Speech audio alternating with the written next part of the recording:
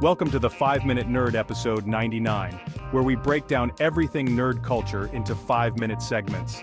In the vast mythology of Middle-earth, few characters are as intriguing as the Istari, or wizards.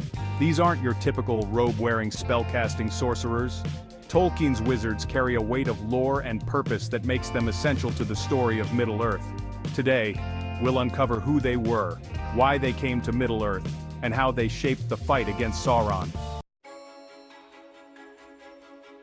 Let's start with their origins. The Istari weren't men, elves, or hobbits. They were Maiar, powerful angelic spirits sent by the Valar, the godlike beings of Tolkien's universe. Their mission? To inspire the free peoples of Middle-earth to stand against the growing shadow of Sauron.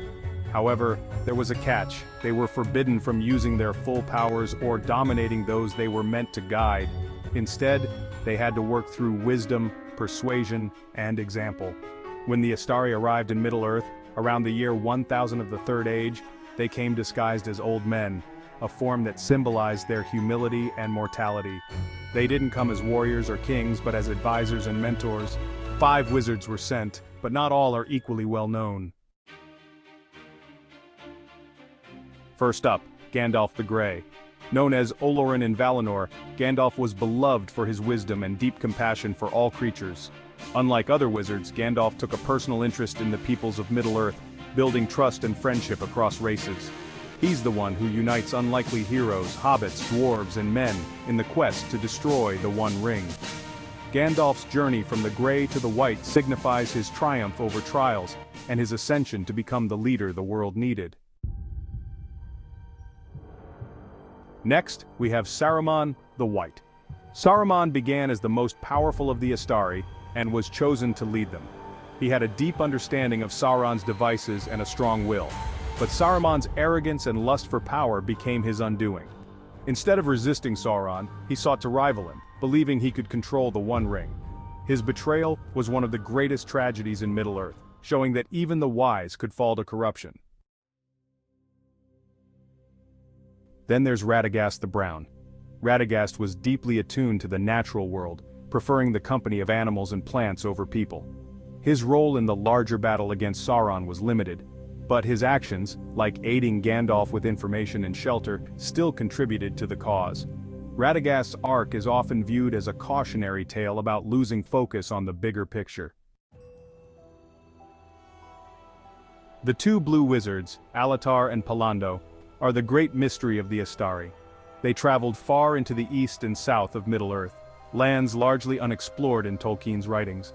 While little is known about their deeds, it's believed they may have worked to weaken Sauron's influence among the Easterlings and Southrons. Some speculate they succeeded in creating resistance movements, while others think they may have failed or even fallen to corruption, like Saruman. Their absence from the main narrative adds an air of intrigue to Tolkien's world.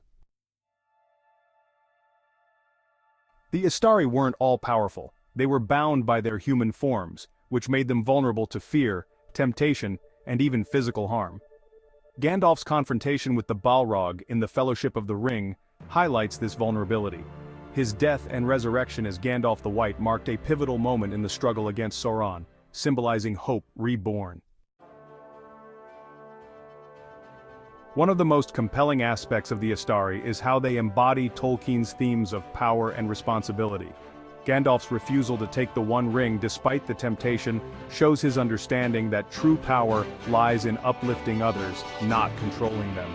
Saruman, by contrast, sought power for himself, ultimately leading to his downfall. And what's a wizard without his staff? Each wizard's staff was a symbol of their authority and a conduit for their power. Gandalf's staff lit up dark places and protected him from foes, while Saruman's staff represented his dominion until it was broken, marking his defeat. In the end, the Istari remind us of the complexity of heroism. They weren't perfect, and their successes and failures shaped the fate of Middle-earth.